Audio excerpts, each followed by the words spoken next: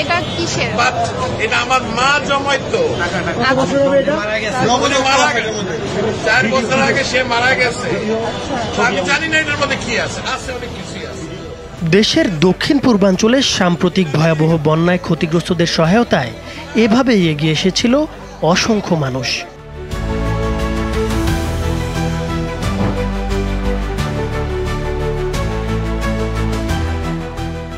বৈষম্য বিরোধী ছাত্র আন্দোলনের নেতাদের ডাকা গণত্রাণ সংগ্রহ কর্মসূচিতে নগদ টাকা ছাড়াও ওষুধ, পানি, শুকনো খাবার, জামা কাপড় সহ প্রয়োজনীয় নানা সামগ্রী নিয়ে আসেন অনেকে।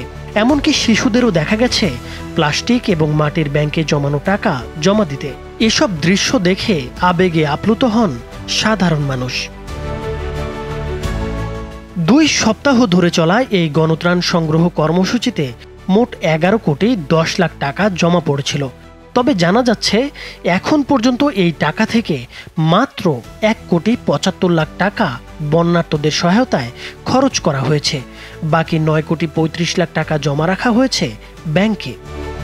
এই তথ্য প্রকাশের পরেই এ নিয়ে শুরু হয়েছে আলোচনা সমালোচনা।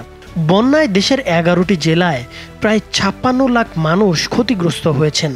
সবচেয়ে বেশি ক্ষতি হয়েছে কৃষি, মৎস্য এবং প্রাণী সম্পদ খাতে। বসবাসের অনুপযোগী হয়ে পড়েছে অসংখ্য বাড়িঘর।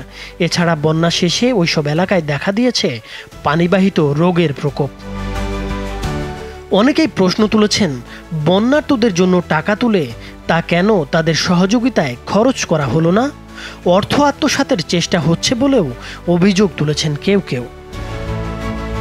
ছাত্র আন্দোলনের সমন্বয়করা বলছেন, ত্রাণের টাকা পরিকল্পিতভাবেই ব্যাংকে রেখেছেন তারা।